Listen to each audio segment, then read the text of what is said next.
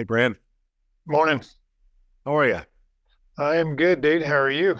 I'm doing well, man. It's been a long time since I've been on camera, so this is gonna Awesome. be special. Oh yeah. Yeah, it's a big deal. Right. Hey, listen, the first question I've got for you this morning is, are you getting any miles in? I am not. I was joking with a guy at the gym the other day. I'm like, I'm going to have to learn how to ride my bike again. It's the longest gap I've had in 12 years because I don't think it's been 6 weeks since I been on the bike. So yeah, what do you Well, do? the great thing about Northwest Arkansas is we get to experience all four seasons, but none of them for very long. It seems like summer tends to linger on. The hot, sticky weather tends to linger on, but winter doesn't stick around long at all. Yeah, if it's above 50 degrees, I'm okay with riding. If the sun's out, I can go as low as 40 degrees, but if the sun's not out, it's got to be 50, 55 before I get on the bike. It's just not fun. Yeah. Well, Brian, you and I have known of each other for 25 years. When I came to the Yep. office in '98, working in people development for Walmart, you were in asset protection and loss prevention then, and I've Yeah. always known you as kind of a no nonsense guy. Let's just figure out how to address what's broken. No real loyalty to legacy systems and solutions, and I think that's kind of your reputation. But Yeah. I wanted to spend a little bit of time this morning myself getting to know you as a human a little bit Okay. more, learning more about what makes you you, and then obviously digging into what you're doing with us on your community, as well as sort of where you're focused today as a collaborator and a consultant and an enabler, as someone who's still very, very active in the industry. So I thought we might sort of start with your upbringing, and I'm not really interested in your favorite color or anything like that, but what were some of the what were some of the, if you want to share it, you can, but what Yeah. were some of the things about your childhood that you kind of look back today and recognize were putting you on a path that would lead you where it's led you? Yeah. So born and raised in Charlottesville, Virginia. Um, Starting out in the 60s. I don't want to tell everybody how old I am, but started out in the 60s. Um, Single parent household when I was about 9 years old. And my mom worked at what most people know as the JAG Corps, Judge Advocate General. So I had early exposure to military. Not that JAG guys are military. I mean, they are, but the joke is they're not. And she was the foreign training officer at the JAG school in Charlottesville, Virginia, which is still there. And so I had that early exposure. And my mom, although a Southern Belle, was all about character, um, fulfilling commitment. So, in other words, when I signed up to cut somebody's grass, you damn well better have cut the grass. Um, so they had the soft side Southern Belle of "Hey, baby, how you doing?" to disciplinarian. So that really crystallized, if you will, in a an upbringing of that instinctive, pre-programmed, if you will, proclivity that this is what you do. This is how you succeed. This is how you grow to be a young man. Um, and so when it came time to go to college, I didn't want to go to college, not unlike many, many other youngsters are like, why do I need to do that? I can go get a job. I was a deputy sheriff, Albemarle County, Virginia. I thought that was nirvana for me. I absolutely loved it um, at 19 years old. And mom let me do that for about a year and said, hey, that's great, but you're going to have a college education. You can be a police officer when you get done, but you're going. And, okay, mom said that's what you did. So wound up at the University of Alabama, degree in criminal justice. Uh, at the time, the most transformative experience I'd ever had because it just shattered everything I knew about life in a good way. I really, and to this day, I am involved every semester on that campus. I'm going down next week, speak to students, mentoring. I'm on the board there because I like paying it forward. That's really a personal passion is helping these kids figure out things better than I did. Graduated from there, really went to ROTC for the scholarship because we were a very humble means, and I really needed that scholarship. And before, I signed up ROTC, really started loving it, and then found out I did not get the scholarship. Somehow mom made it work. Graduated and went on active duty January of 83. And that was the beginning of my professional path as an artillery officer, stationed at various places around the world. Now, when you started at University of Alabama, did you have any sort of idea that you would end up in the military, or did you assume that you would just go right back into law enforcement? I wanted to be an FBI agent. That was, back in the day. Well, you and I are close. You're younger than I am, but you may remember, I can't totally pronounce his name right, but it was Ephraim Zimbalist Jr., the guy on the original FBI show. That was so cool. I'm like, wow, that's the guy. I mean, it was the quintessential character-laden disciplinarian fed, dark suits, the gun. It was just cool. That's what I wanted to be. And then, in order to go to ROTC, you had to go to basic training. So the summer of 81, before I went to Alabama, I had to go to Fort Knox to basic training. And I loved it. As strange as that sounds, I loved the discipline, the intensity. I loved everything about it. That really began to shape, okay, maybe there's something else. And then, because you had to go to basic before you could go to third year ROTC, as I was a transfer student. So I finished that, went home a couple of weeks later, loaded up the car and drove to Tuscaloosa. And that was college. So no, it wasn't my plan, but mom knew exactly what she was doing because, active duty really opened my eyes to an entirely different world. So yeah, it was good. My little selfish plan would be go to Alabama, get a degree in criminal justice, come back to Albemarle County and be a full-time deputy sheriff. That would have been my plan, but she wasn't having it. That wasn't the story. Well, talk about your military experience. Talk about how the things that you were prepared for and the things that you were not prepared for. Yeah, so going on active duty, and most listeners will know if they're veterans or have any real understanding of progression. So you go in as a second lieutenant, then a first lieutenant and captain and all that. I was academically, I wouldn't say talented, but I did well. But by the time I got to Fort Sill, and to be an artillery officer, math is a thing. You have to be good and have an aptitude towards math. It took me a while to get into role, meaning the professionalism of being a military officer and having that pride. That came late for me. So when I got to Fort Sill, Oklahoma, the basic course, it's 6 months of everything military. I didn't take it seriously. And it's in my first book. I talk openly about a ton more than what we're going to talk about. I graduated number 111 out of 113. So I was no rock star academically. I barely got out of there. Got to Fort Knox was my first duty station. The light bulb still hadn't gone on. I mean, I did probably better than average, but it's a highly competitive field. And if you're a true professional, it's different. It's very different. So I didn't get into role until I had finished at Fort Knox. I was at Fort Lee, Virginia, for the logistics officer school because I was then going to Germany as a battalion logistics officer. And I distinctly remember it was the 1st of March, 1988, and my orders to be promoted to captain came down.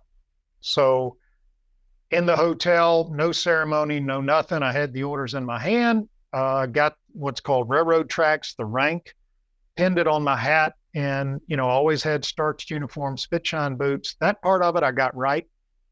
And I'll never forget it, Matt. I was looking at myself in the mirror. I'm like, holy crap.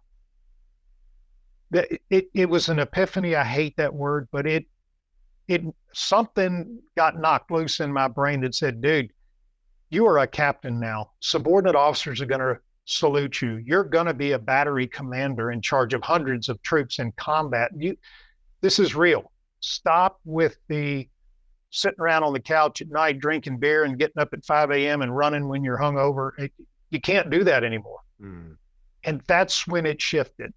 And I remember walking to class that at Fort Lee, Virginia, that first morning as a captain, and the first lieutenant that I saw saluted me, and it caught me off guard, and I returned the salute, and I was just like, I'm different. So that was my tipping point professionally. I then began to get into role and understanding that, damn it, you represent something far greater than yourself. Yeah. Um, and it was awesome. From then on, I got to Germany, battalion logistics officer, which is one of four in a battalion of, I don't know, 500-600 people, artillery battalion. Did that for about 18 months, and then was asked to take command of one of the units. Did that. And I guess I did well because I was asked, and back in the day, it was very rare. You didn't get two commands. One, you got, and then you moved on to other. But if you were lucky, you got two commands, because that's really the pinnacle of a challenge, is command of a combat unit. So I got asked to stay for a second command, which I'm like, hell yes, because there's nothing like it in the civilian world. It's the most intense, demanding, unforgiving, critical matter of national security. We had nuclear capabilities. I mean, it is a no BS job, and it ain't for everybody. And I loved it. So did that, came back, went to Fort Sill, senior officer instructor at the gunnery department for the MLRS weapons system that's been so successful, including in Ukraine, et cetera. And then went and got an MBA, because that's just what you do when you're in a non-troop assignment. You do higher ed. And during that MBA process, I was going to night school with people that were CFOs or accountants, and it sounds weird, but veterans will understand it. It's my first experience to really civilian world. I'm like, holy crap, there's other things I can do other than be what I'm doing. Because I had no intention of getting out of, I wanted to be the 20-year guy. And I decided not to. I thought, hell, I got an MBA. This turns me on. Finished the MBA, decided to get out. Wound up at Walmart, as you know, by a series of really good decisions from some friends there. And here I am. Yeah. As you look back on your military career, so you answered my second question, which was you must have at some point considered given you military, like making a whole career out of it. And it sounds like you did. And you talked about that transition or that decision to transition away. But as you reflect on that military career that you did have, what are you the most proud of? Command. Doing well in command is hard. And I'm uncomfortable saying it, but I did very well. I wasn't the best, but I gave it my entire heart and soul 24/7. And a lot of people in the civilian world say, yeah, I don't have good work-life balance, blah, blah. That is not even heard of in military. You commit to mission. That is your primary purpose. 2 a.m., 3 a.m. alerts, disappearing in the middle of the night to go to whatever. You either commit to that or you don't. And I am most proud of including, if Doug McMillan were sitting here and asked me that same question, I'm like, look, dude, I enjoyed my time in suits at Walmart. It's gotten you where I am today. But if you ask me the question, what am I most proud of? It's being an officer in the Armed Forces of the United States. Nothing will ever, other than having a child, which I don't have, I can't see anything ever eclipsing that. Having that privilege of serving, nothing comes close. And being a commander was the pinnacle of my professional life. There's no other way to say it. It's friggin' awesome. I loved it. Yeah. When you and I joined Walmart, it was a company that was 100% run by operations. The stores had all the power, and yes, so you had store managers, district managers, regional managers, divisional managers, and a chief operating officer, and a really, really strong and well-loved leader in Mr. Tom Coughlin. Talk about your transition from military into Walmart, and Was it easier for you to join a company that had so much operational discipline and was being run by the operators and not by merchants and marketers and anyone else? And HR and legal. Yeah, right.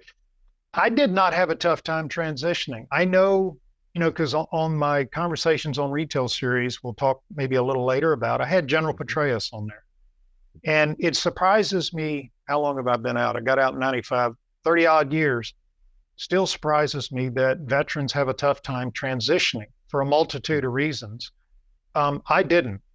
And I will say one thing about me, I'm really good at compartmentalizing, because if you read my first book, there's some really hard things that happened when I was a kid. And I saw my mom effectively compartmentalize, at least in front of us. And she never lost focus of raising kids, doing the right thing, commitment, etc. So I compartmentalized. When I left active duty, I'm like, that movie is over. And I'll give you an example of how compartmentalized it was. It didn't benefit me. But I got out, went to Walmart. And so I was used to intensity. I was used to being offended, all the things today that just rattle everybody. I was like, you know what, whatever, stay focused on what your job is. And I was upstate New York. Supercenter division was new back then in 95. Upstate New York only had 4 supercenters. And as you know, we were divided. You had the Division I store teams and supercenter teams. I was supercenter, asset protection. Had a really good market manager that was fluent in store ops from the ground up. And I stuck by his side because I didn't know any better. And I became really, really skilled at store ops. And I was able to effectively translate, when ops fails, how does that translate to the P&L, i.e. shrink? Yeah. So I didn't have a difficult time at all. It was easy for me. I loved it. It was easy. Not a big deal. When I joined the company, I was a sophomore in college.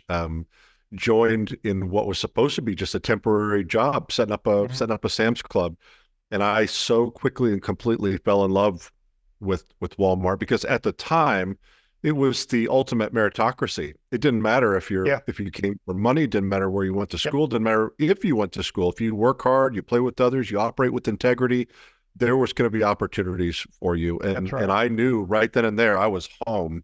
Yep. Did you have that same feeling as you transitioned, like that first job you took at Walmart? Was there like an immediate realization that I'm home?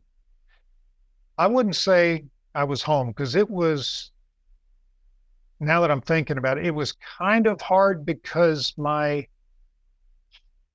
professional affiliation in my mind was diluted. I'm a retailer. I'm not in charge of human lives. I will never get a call at 2 a.m. to go to war. I will never. So the intensity component was gone. And I kind of missed that, because nothing ever can compete with that in active duty.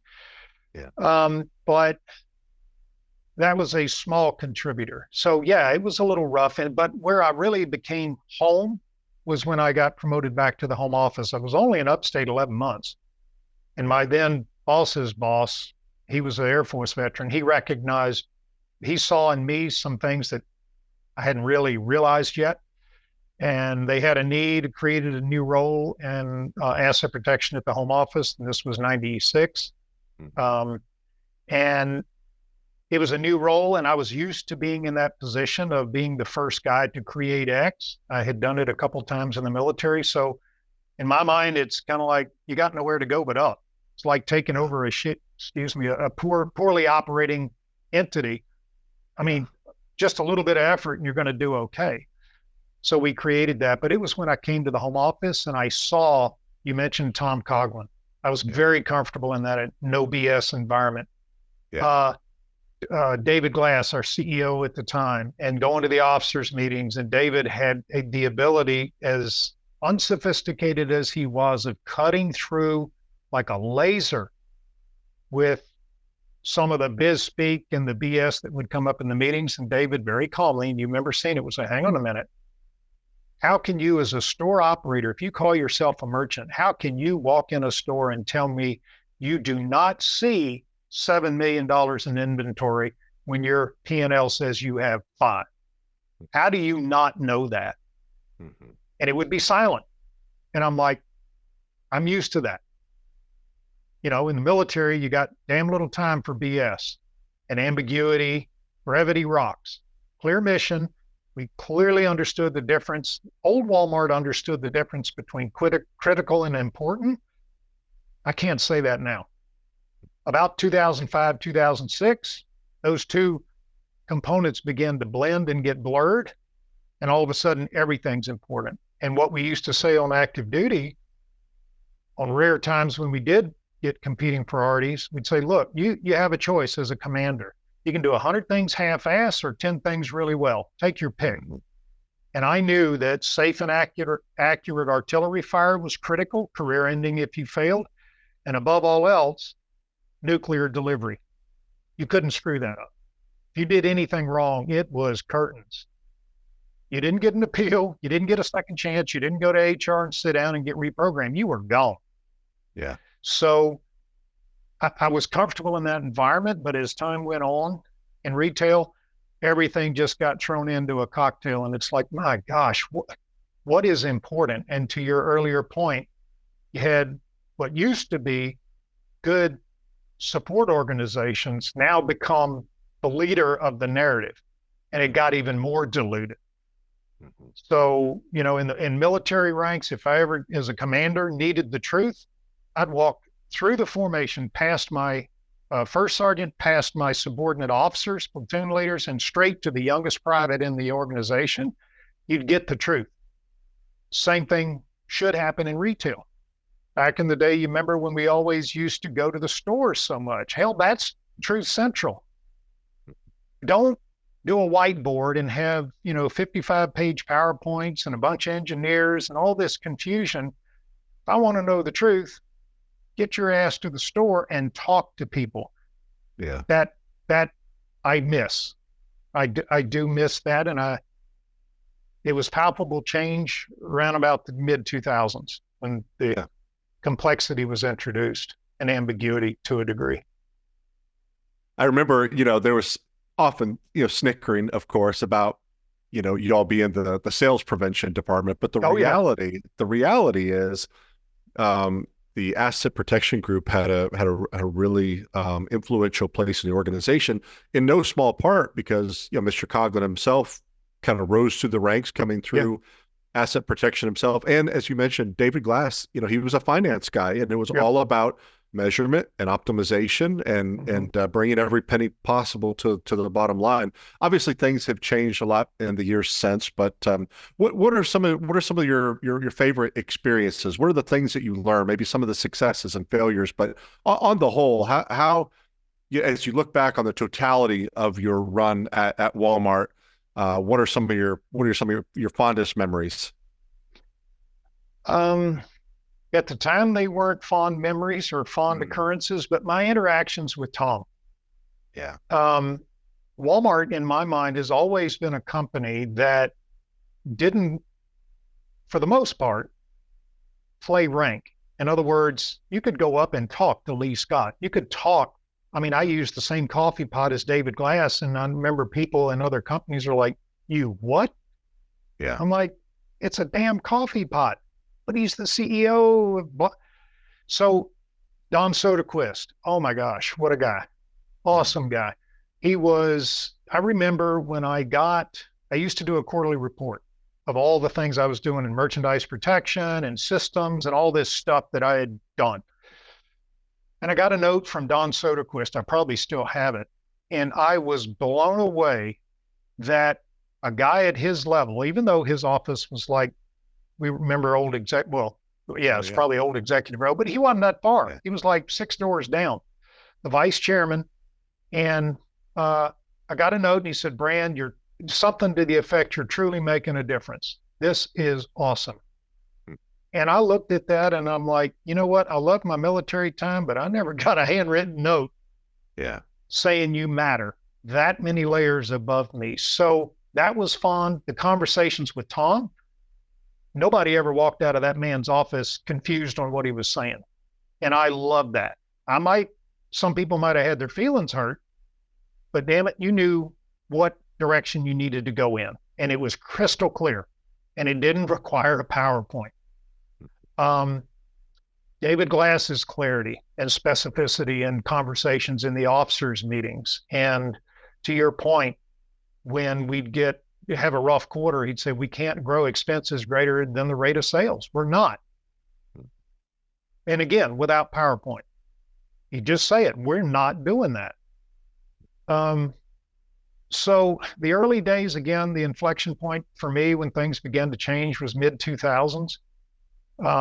Things began to get overly complicated and process saturated. I think the spirit of intensity in my mind began to wane a bit, because, when early days working with the buyers, never had a PowerPoint. I'd go sit down with Henry. What was his name? Last name Henry? Jordan. Last name Henry. I don't know. Yeah, he was in electronics, big tall guy. Alan Henry. Alan Henry. Sit down with Alan, and I had to build those relationships. I'm like, dude, I'm asking you to do something that's going to cost you money. And well, again, old school Walmart. It's like, what? To bolster the packaging, put it in a different place. We didn't have EAS back in the early days, so that was pretty much it. And it was heavily reliant on relationship and understanding the environment he's playing in. So I understood how to temper what I was asking in reality. And I can't think of their names, but some good old school guys that were running merchandising, primarily in electronics, because everything over there was high theft. The tall guy that was the DMM, tall, slender fella. Anyway, and we, there was friction. I mean, there were times just like, this guy's an ass. But at the end of the day, we got there. Because if we couldn't, and it got to Tom Coughlin, he'd be like, damn it, you all need to get over that. Here's what you need to do. Yeah.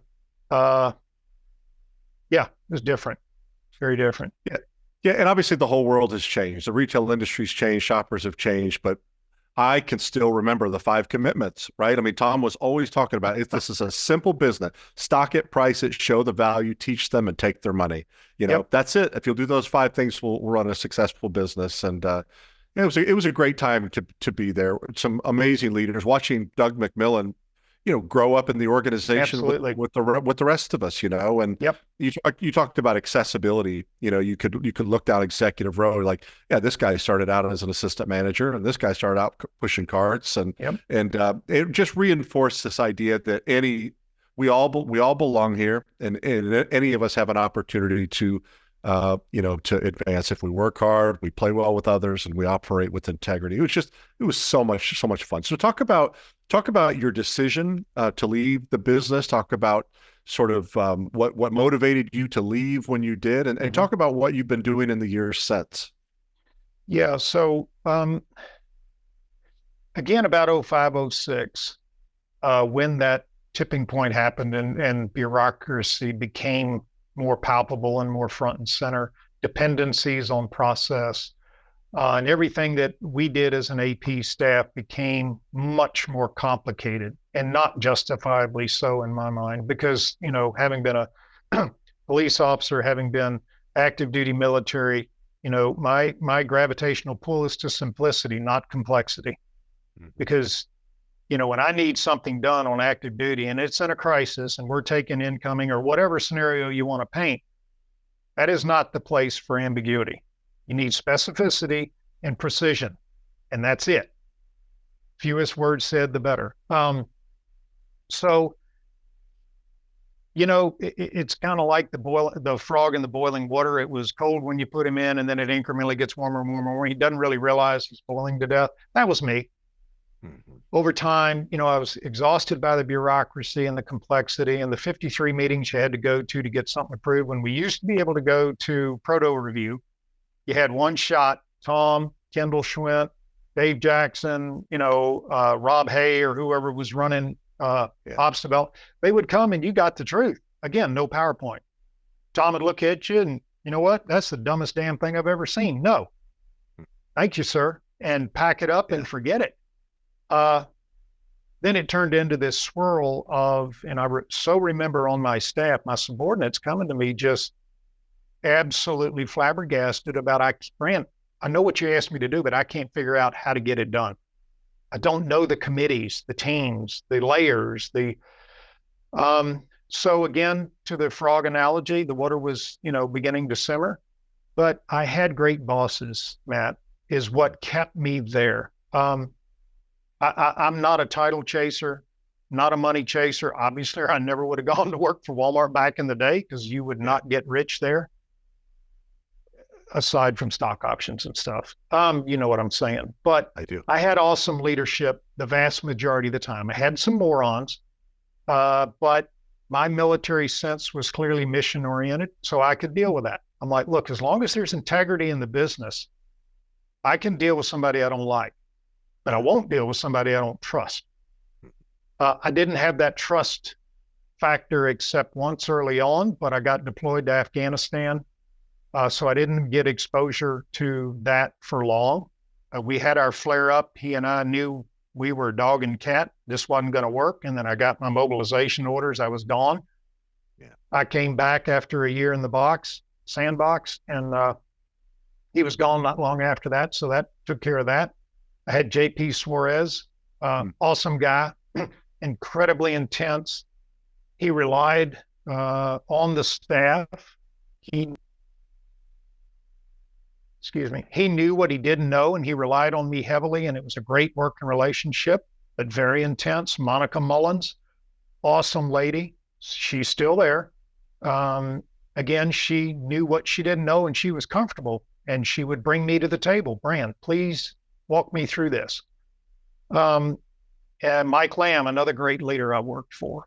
But, at the end of the day, that good leadership I had, and I'm going to be purposefully vague. I had one encounter with a VP that, in my mind, and this is in my first book, that leadership environment just evaporated a harsh way of saying it, evaporated my soul and my pre-programmed DNA of intensity. I was getting to the point, I guess, that Nick Saban did. That's, what, I've given it my best. I know when I need to go. I don't need to be told. Yeah. And it was bad. But thank God for Mike Lamb. He became my VP. Mike and I got along great. I got asked to do a specific job by Mark Ibbotson, who was the executive vice president of store ops. Unsexy job, really didn't want to do it, but it turned out to be the best thing in the world to help me prepare for what I do now. But I came to the realization I was approaching 20 years, and I'm like, that was my plan in the military. 20 years just seems to be a good kickoff point. It had gotten to the point where it wasn't fun. It was managing process and navigating bureaucracy, and the time from goalpost to goalpost was endless of processes and you got to do this, got to create a video. It just got to a point where the objective became effectively managing the process instead of getting to the result. Yeah. If you were good at PowerPoint and you could play the game and you could have the biz speak and all of that stuff, it was more of a passion of managing process than it was of what we used to call GSD back in the day, get shit done. Sorry for the word, but in Tom's world, don't come in here with that. When does this get to the store? When? That was pre-mid 2000s. And I missed that. I could deal with that all day long. I could deal with hurt feelings. I could deal with Tom Coughlin ripping me to shreds, but damn it, I walked away knowing where I needed to come back to. Now, when I was in those, I retired in 2017, in that latter 3 or 4 years, I knew that I wanted to go out on a high note, just like Nick Saban would have preferred to go out with another natty. But, I left with cake, balloons, former VPs, retirees speaking. Right. Everything was awesome. That's the way I wanted to go. But I I compartmentalized my true feelings, I guess, if you will. And you know what? I'm as committed on day 300 as I was on day one. I went out with a ball of fire, same way I came in. That's me. But I've been in consulting since, dude, as you know, in the non-traditional risk mitigation space. Yeah. And it's nirvana. Yeah. Absolutely love it. People, I've been gone from Walmart for almost 20 years now. People still ask me if I miss it. I miss it every day. Yeah. Then they ask me, "Would you go back?" Not in a million years. And the reason why what I miss more than anything is the association with greatness. Yeah. Just being a part of a team that was winning and winning and winning. I miss the association with greatness. But the reality is, if I'm really honest with myself, in the 20 years that I have been away, the company has outgrown me. And I say this in all sincerity, I'd have a very difficult time going back and getting a job, even answering someone's phone. The business has changed, the industry has changed, the shopper has changed, the tactics and strategies have changed, everything has changed. The company has outgrown me, and it's been fun, to see it, from the outside and to participate as I have as part of this ecosystem. But I'm glad I left when I did. I left to pursue what had been a lifelong dream of starting my own business, and this community has been very, very good to me in that regard. I got my cake and balloons also. But it would be very difficult to go back, just because the whole world has changed in the 19 years that I've been away. So talk about what you're doing now, and the kinds of companies that you're working with, the types of roles that you're serving in as you collaborate and enable these companies to make better decisions and develop better strategies. Yeah. So March 17 retired, and I'll go back to an evaluation that JP Suarez gave me, and I can't remember, it wasn't Tom Shoey, but JP reported to the CFO, whoever it was back then. I should know that. John Menzer. And JP, again, you knew where you stood with JP. He wasn't going to sugarcoat anything, and went through the eval, and he said, Brand, it's clear. I can tell what motivates you. And it's these, he didn't call it non-traditional, but essentially the stuff that's different. Going to DARPA, going to NIST, going to Caltech, MIT Media Lab. And I'm like, you're right. And Tom kind of cringed a little bit, but I said, I'm bored as shit with all this, run-of-the-mill lock and show cases, EAS, running down shoplifters. I know it's in my purview of responsibility, and I have a great senior manager that does it for me. But that lit the light bulb on me that, okay, I'm recognized for that. And it's a real passion of mine. I'm bored to death with running down shoplifters, and it's all theft and all that crap. So that's the space I live in now, is that non-traditional. So I don't align with legacy firms, the big guys that have been out there forever that are selling the same thing now as they did in 1980.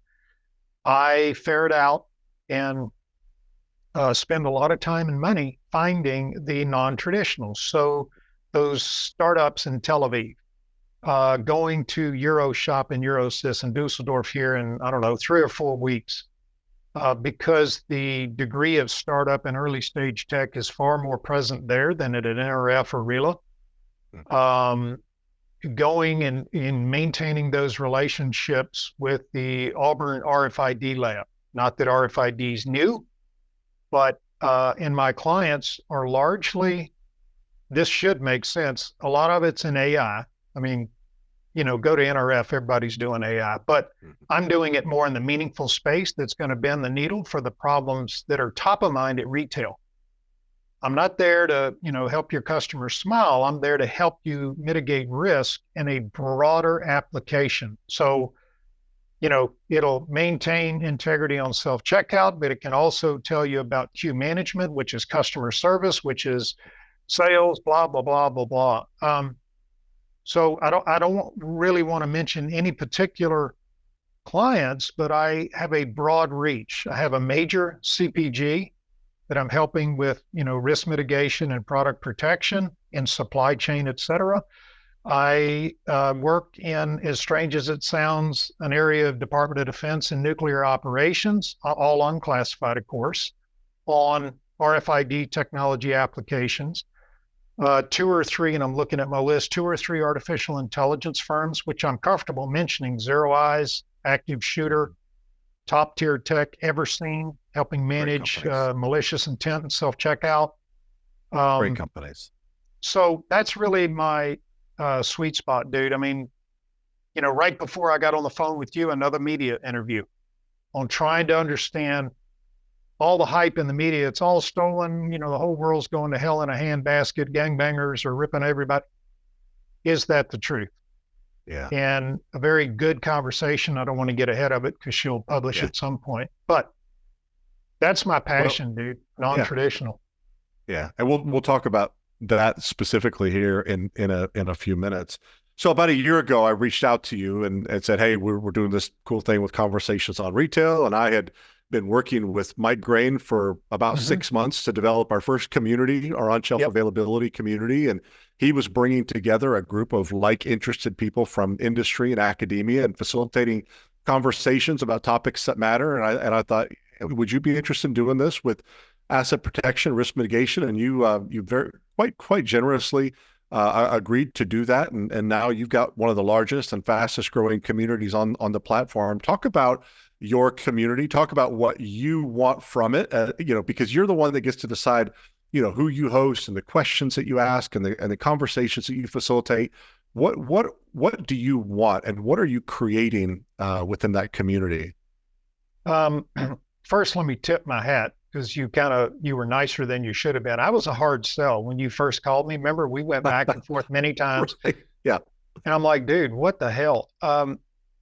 But like many things in life, I'm really glad I did it because it far exceeded what I had hoped. And what I hope, my passion is around at least planting a seed of thought in most extreme case, the traditional mindset people, the it's all theft crowd, and being able to bring something unique to the table because there are loads of other conversations and channels and media feeds that are traditional. Shoplifters, ORC, cops, padlocks, great. Necessary element, overblown significantly in my estimation, but I want people to walk away from our broadcast one of two things. Wow, I hadn't thought of it that way. And number two, walking away with maybe I can do differently what I do today. If I'm at Lowe's or Home Depot or Kroger, to plant the seed in the brand Elverston that I was in 1996 at Walmart Corporate. I didn't know come here from Sikkim, dude, about what I was doing, but I knew store ops and I had my marching orders. And from that, I could launch.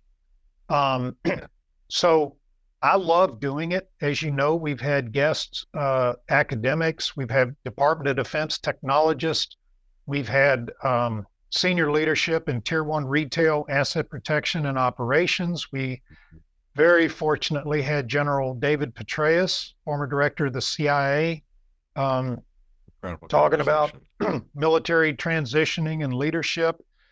I'm probably missing some key academics to put data around all this hype that everything's stolen and try and right-size the narrative. But I shared with you earlier on a connection in Dallas, Fort Worth, a VP, former VP at Walmart, now at another retailer. I hadn't seen her in 10 years. Walked up to me and said, hey, Brand, I really like your podcasts. And this has happened many times. I really like your podcasts. Love following them. And she said, well, particularly now that I'm responsible for loss prevention in my company. And I'm like, you know what? That tells me, Matt, forget the numbers and the data and the downloads and all that shit. That's what I want. I want somebody that I haven't talked to in 10 years listening, and I get the text messages, the DMs on LinkedIn, dude, that rocked. And I'm like, son of a bitch, I haven't heard from that guy in 12 years. Yeah. That's what I'm after. I want people to think of something differently. Yeah. Have you learned anything as a result of facilitating these conversations? Have you been challenged in your thinking in any ways? Yes. And Yes. Uh, I'm trying to think of a couple. Gary Smith, former boss at Walmart. He's now up at Target. Runs all their ORC investigations. Probably one of the most humble people I've ever known. He shared something with me when he was a guest, and essentially said, "Brand, the shrink rates, while they're astronomical today, we're never going to again see pre-COVID shrink rates. The businesses have changed too much. Staffing levels went down. A lot of technology was rolled out in absence of any appreciation of risk mitigation or how they were adding to the shrink problem. All the omni-channel stuff, and it made me think, as Gary often did when he was my boss at Walmart. I'm like, okay, so it's unrealistic to go back to the days of a 1% shrink being you're almost fired. Remember back in the day at Walmart, if you got a 1%er, dude, you better get something figured out or you're going to be on the block. Yeah. Not so today.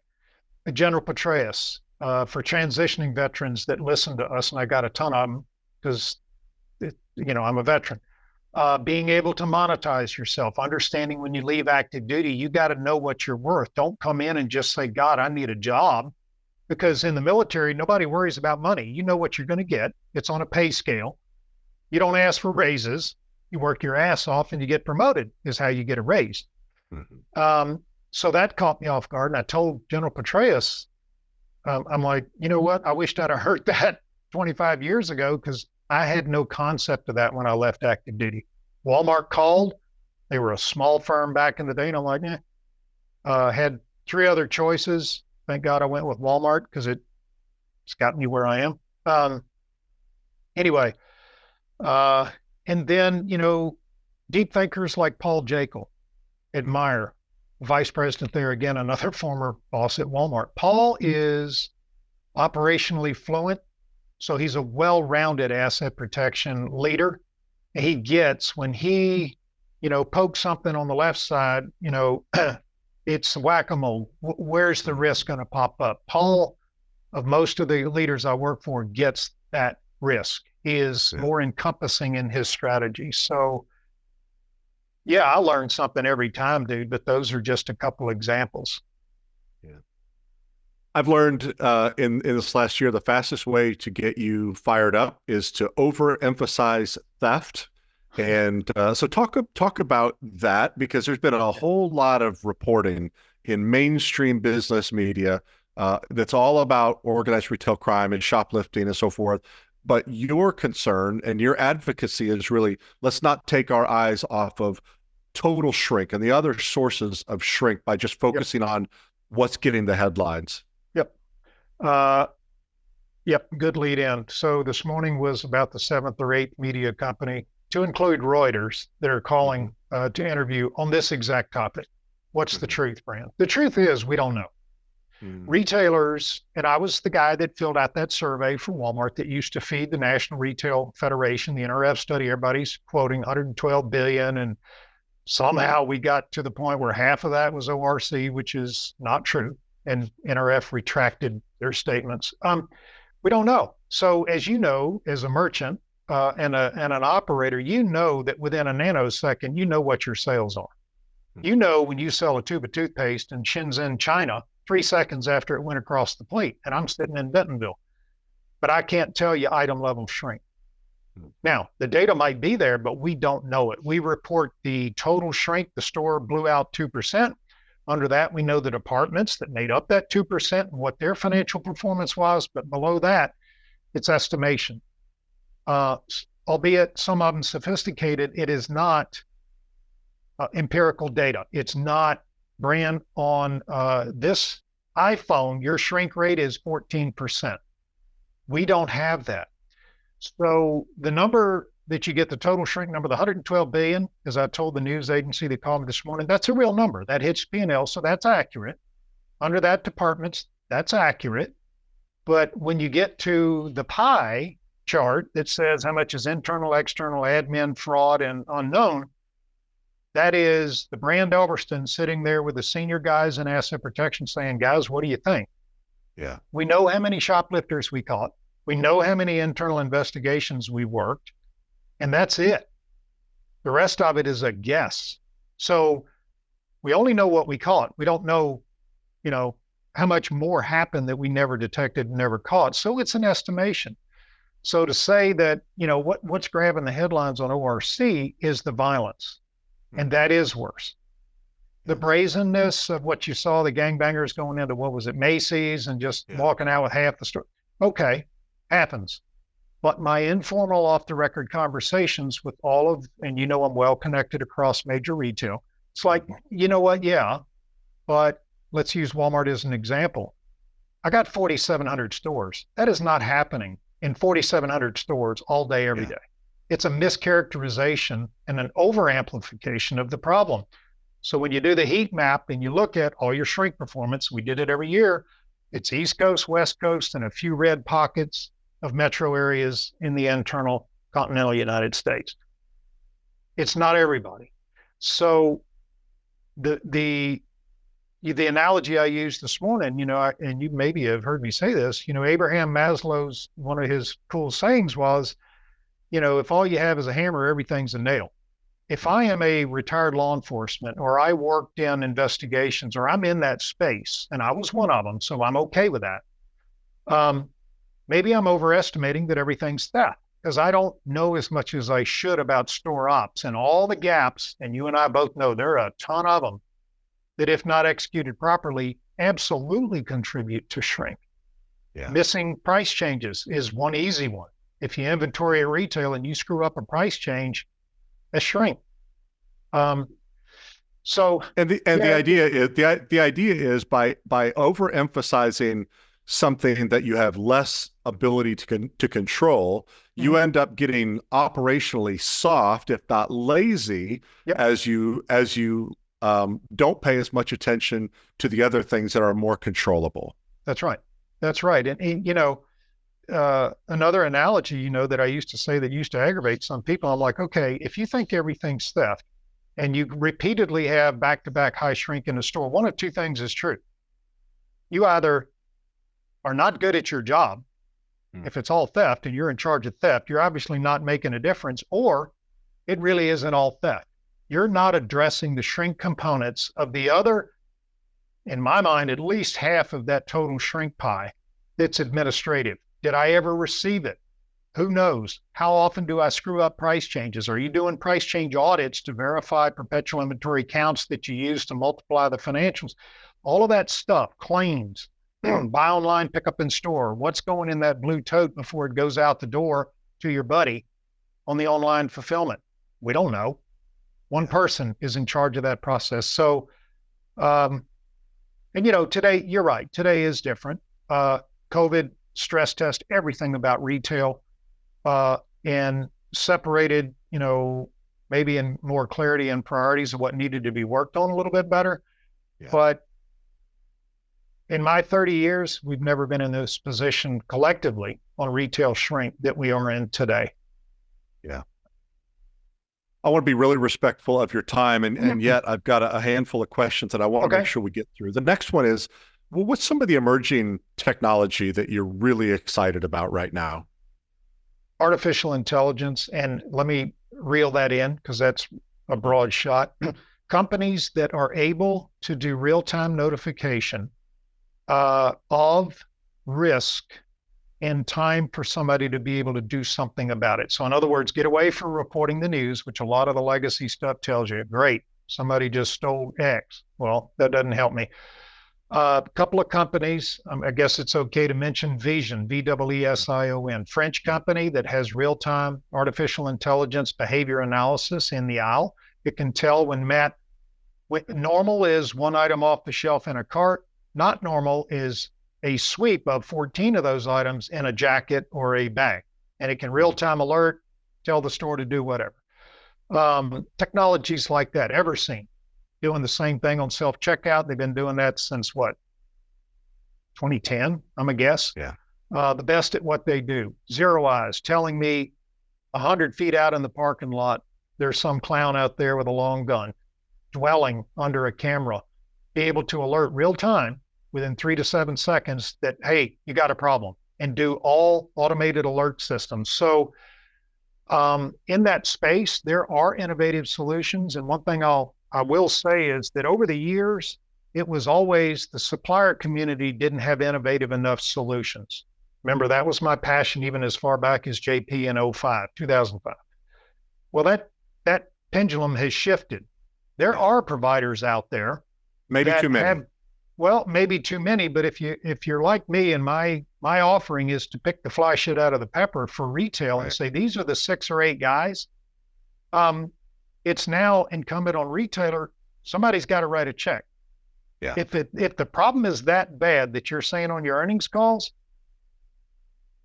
then you ought to be investing in the solution, not hiring another retired police officer or locking something up, but getting these innovative guys in there that can do this for you now. So we can't blame it on the providers. Now there is a handful out there. So now it's incumbent retail. You got to step up. You've seen some of my posts. Yeah. At some point, the retailers across all operating practices are going to have to pick winners and losers and drive real standardization in order for a lot of this to be adopted. Yep. In what ways do you feel like the retail industry could fall behind in the next couple of years? Failing to address these risks because they do impact the honest customer. Lock and show cases, the fear of being shot. And I don't know about you, but every store I walk into, I'm always consciously aware of where I am in the store or coffee shop or wherever. The risk mitigation technology has never kept pace with that of store ops, never. So that isn't new. It got punctuated during COVID because the race and the technology and ops just hit the gas, and understandably so, and a lot of them rocked it, like Walmart during COVID. But they left risk mitigation appreciation in the dust. And if we don't close that gap and get serious about managing risk, the active shooter component, everything's locked up, nobody's in the store, technology, the over-reliance on technology, and that, in my mind, is a thing. Some core customers just being exhausted with yet another complexity in their mind that is supposed to make frictionless shopping. It's like, damn it, I just need a gallon of milk. For God's sakes, let me walk in, get a gallon of milk and leave. That to me is the biggest item on the radar. Retail's done a great job. Walmart, Target, they're all managing the environment to degrees of wellness, I guess, if you want. But unilaterally across the retail industry, we don't effectively manage risk, and we don't recruit good solutions when they're out there. We're not there yet. We're not spending that money. Last question: What gives you cause for optimism or pessimism as you spend time working with retailers and with solution providers? For what reasons are you most optimistic, and for what reasons do you still have some pessimism in you? I think the second question is easier. I think you've already kind of addressed it. I think this sort of narrow-mindedness with respect to organized retail crime and so forth. I think that's probably the answer to the second part. But in what ways are you the most optimistic? I get my energy from the non-traditional providers. When I go to Europe, dude, I walk away so amped. It's like a day at the Media Lab at MIT. If you don't walk out of there with your head spinning with enthusiasm about possibilities, you're either on drugs or you simply don't get it. So much like on active duty, when I'd have really bad days or weeks or months on active duty, just like Walmart, I drew my enthusiasm from my direct reports. I wasn't the guy that said, oh my God, I hope my VP thinks I'm cool and is going to promote me. That would work itself out. I got my enthusiasm from my people, and I knew they respected our process and our purpose of mission and just a sense of culture and honesty and clarity. That's all I needed. I could give a crap less who the VP might be or whether they were happy with me or not. Same on active duty. I would get my enthusiasm from my soldiers when they would bust their ass, when they would, exceed standards, when they would go after it in really horrific conditions. That was my energy. Same thing today with the non-traditionals. I get so enthusiastic and help these guys grow into something that might matter. That's the optimistic part. Pessimistic is I'm still on hold with major retail. When's it going to be bad enough that you're going to come to the table and say, we got to write a check. We got to invest and stop saying great solution, but we can do that internally. I don't need to go into detail on that phrase for you, but I've rarely ever seen that come true. So yeah, positive from the provider community, which is a shift. Great solutions out there, but we're still kind of like, are we ever going to do something? Or are we just going to toss that out there on the next earnings call? Yeah. Well, Brand, it's been a lot of fun getting to know you better during this conversation, and I can't tell you how grateful I am for the investment that you've made in our platform and in the community that you've created and nurtured. The best way to reach you, of course, my guess is on LinkedIn. You're really active on LinkedIn. Yep. And your email address is just brand@elverstonconsulting.com, if I'm not mistaken. Everything's out there on LinkedIn, contact and phone number, everything. Yeah. Yeah. And I've lost track of the number, but you've probably have got 15 or so conversations that you've already hosted that you can find on our website as well as on our YouTube channel. Go to youtube.com/@conversations on retail. So Brand, thank you so much. I've learned a lot from this conversation. I hope the folks who are listening have as well. Look forward to catching you again really soon on the next conversation you host. Thanks, man. Appreciate the invite and conversation. Thank you. Have a great day, sir.